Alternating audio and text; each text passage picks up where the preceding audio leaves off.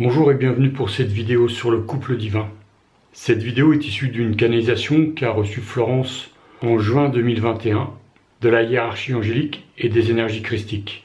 Nous avons été réunis, Florence et moi, par le divin en tant que couple divin missionné pour participer comme tant d'autres à l'ascension planétaire au travers de nos soins, guidances et formations.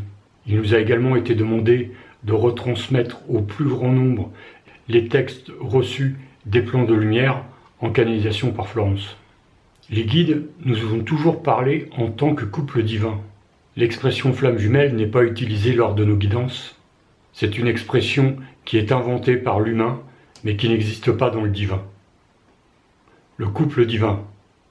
L'humanité va être incarnée par de plus en plus de couples divins, et de nombreuses âmes vont être amenées à se retrouver pour vivre ce couple. De nombreuses âmes se reconnectent et sont amenées de plus en plus à se reconnecter entre elles pour vivre le couple divin.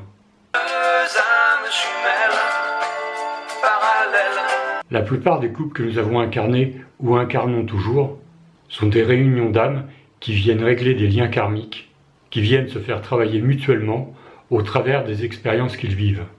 L'abandon, la trahison, le rejet, la manipulation, une multitude de blessures et de formes d'amour pourront être vécues au travers des schémas de bourreaux, victimes, sauveurs, etc. Très souvent, dans les couples de troisième dimension, nos vides, nos mémoires non guéries, nos manquements, nos peurs, nos illusions nous amènent à rencontrer l'autre pour qu'il vienne nous apporter ce qu'il nous manque. Et de qui aurions-nous besoin? L'illusion de l'amour projette en effet sur l'autre la partie manquante de lui-même. Lorsque l'autre ne répond plus à nos attentes, nous nous retrouvons avec nos vides, nos désillusions, nos manques. Lorsque l'autre répond à l'inverse à nos attentes tout au long de la relation, il nie une partie de lui-même pour l'autre. Dans un rôle de sauveur, il ne permet pas non plus à celle qui est en attente de se construire elle-même. L'amour divin est une construction intérieure. C'est la rencontre de deux êtres entiers qui cheminent ensemble, non plus pour combler des vides, des manques ou des attentes. Le dessein du couple divin, qui est le couple de la nouvelle terre, passe par le nettoyage en profondeur de nos karmas et blessures d'âme. Lorsque se seront effacées les ardoises. Il passe par un chemin d'unité en soi, dans la présence je suis, pour pouvoir cheminer avec l'autre. L'amour inconditionnel et sans condition, il est tout simplement. On sort de l'amour attente, on sort de l'amour illusion, on sort de l'amour jalousie, on sort de l'amour interdit, on sort de l'amour idéalisation, on sort de l'amour fusion, pour pouvoir d'abord fusionner avec soi-même avant que de rencontrer l'autre. Le cheminement peut se faire ainsi en accéléré, en présence de cet autre, d'où l'intérêt de bien savoir alors que cette réunion d'âmes n'est pas un long fleuve tranquille. À ce moment-là, cette rencontre se fait en conscience et les moments de nettoyage profond sont vécus avec une dimension qui permet que ce couple puisse se vivre sur le plan terrestre. Sans conscience de ce que l'on vit dans le couple divin, les égaux viendront séparer ces deux âmes, mais également l'entourage et le malin. L'objectif de cette union est de rayonner l'amour de manière inconditionnelle, dans un alignement complet avec soi-même, ce qui permet alors de réaliser le dessein de l'âme et de faire grandir l'humanité. Le chemin est long, puissant, infini, chantant, dansant. Il est douloureux souvent et ouverture toujours. Il est transmutation des mémoires erronées. Il est reprogrammation cellulaire, nettoyage des implants, des formes pensées, des mémoires karmiques, des mémoires généalogiques. Le chemin est pardon inconditionnel et gratitude toujours. Le chemin du couple divin est au-delà de soi-même. Il est très souvent au service du divin, dans une mission qu'il a choisie en accord avec le plan divin.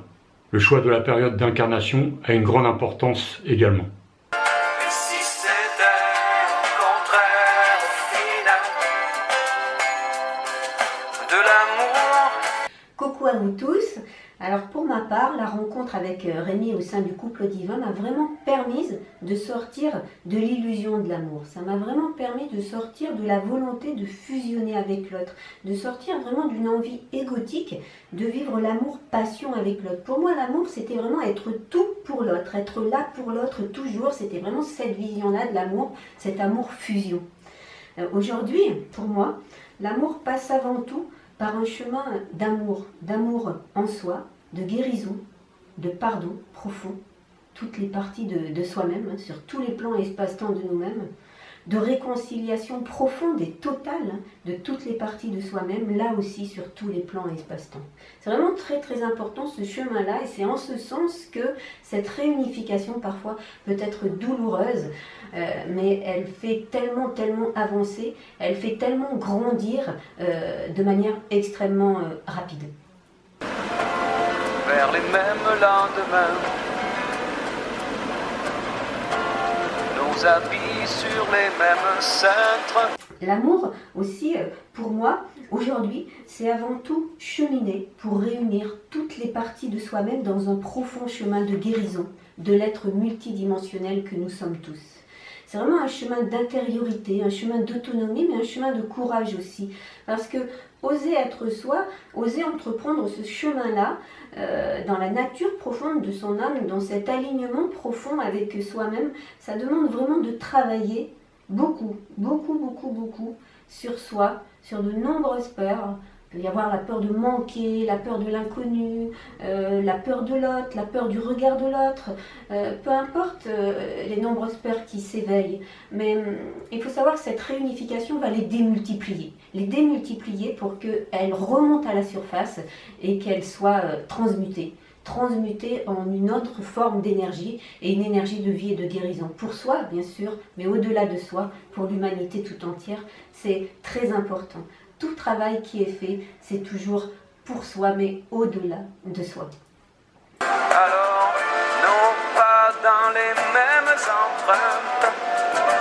Dans ce cheminement d'unification à soi, la fusion avec l'autre peut alors s'accomplir afin d'être au plus juste dans la notion de service. J'ai énormément appris au contact de Rémi, et j'apprends encore et encore. Il m'a vraiment amené à me construire, il m'a amené aussi à ne pas l'idéaliser, il m'a amené aussi à écouter mes guides, à avoir confiance en qui je suis vraiment. Il m'a amené à suivre mon intuition, à oser être, oser dire, oser faire, vraiment. Il m'a montré aussi, de par son expérience, les pièges nombreux, tout en me laissant aussi les expérimenter si c'était nécessaire pour moi, dans mon chemin de libération ascensionnelle. Il m'a laissé aussi le rejeter, parce qu'il a vu le jeu de mon ego. Il m'a laissé toute ma place dans la justesse pleine. Et si c'était le contraire au final de l'amour, qu'est-ce que t'en dis? Ça peut paraître sommaire ou banal, l'ordinaire parcours. Et si c'était le contraire au final de l'amour, qu'est-ce que t'en dis? Il n'a jamais cessé d'aimer mon âme, au-delà du jeu de l'ego qui vraiment voulait l'anéantir, parce qu'il y a vraiment eu un profond, un puissant travail des deux égos entre les deux. Ça a été parfois très douloureux, on en parlera plus longuement aussi à travers le livre là qui est en construction, mais vraiment ces égos à des moments se sont affrontés, et c'était important justement qu'on ait la conscience de ce qu'on était en train de vivre, sinon ça n'aurait pas pu se poursuivre sur le plan terrestre. C'était par moments très difficile, au-delà de l'amour inconditionnel que nos deux âmes pouvaient se porter. Donc il a vraiment vu Rémi au-delà de tout ça, et je l'en remercie profondément, vraiment, pour cette rencontre-là et ce que l'on vit aujourd'hui. J'ai énormément aussi appris de mes guides, des patients qui viennent nous voir. Et je le remercie aussi beaucoup. J'ai guéri aussi des émotions qui font écho aux miennes à travers celles des patients. Et je remercie vraiment tous ces êtres profondément qui viennent nous voir. Et oui, qui viennent nous voir et qui partagent des moments, des instants comme ça avec nous de vie, de grâce, d'amour. C'est merveilleux tout ce qui se passe. Qu'est-ce que t'en dis? Donc le chemin se poursuit bien sûr, hein, on n'est pas arrivé au bout bien évidemment, le travail ne s'arrête jamais, c'est vraiment quelque chose qui te conduit d'un espace à un autre, d'un plan à un autre, dans une ouverture infinie. J'ai beaucoup à apprendre, j'en ai vraiment conscience. J'ai encore beaucoup à lâcher. Les messages des animaux aussi que je reçois, qui sont des guides spirituels sur pattes, m'aident aussi énormément, comme ils peuvent aussi aider beaucoup des personnes qui font appel à moi, parce que les messages d'amour inconditionnel qu'ils peuvent transmettre sont d'une richesse et d'une beauté infinie. Comme disent les guides très très souvent à travers toutes les canalisations, tout est simple. Eh bien oui, tout est simple, mais nous compliquons tout. J'ai vraiment une foi profonde en notre cheminement à nous tous en fait, vers davantage de conscience. Tous ensemble en fait contribuons à devenir à l'intérieur de nous-mêmes ce que nous voulons voir exister, vivre dans ce monde de demain. Nous ne sommes pas seuls, nous sommes extrêmement guidés et soutenus tous, mais nous ne le voyons pas toujours. Rémi et moi-même, nous inscrivons simplement dans un maillon de cette chaîne qui nous amène à nous accorder tous à la fréquence de notre âme, dans l'amour inconditionnel divin. Voilà, je vous remercie de votre écoute, gratitude infinie.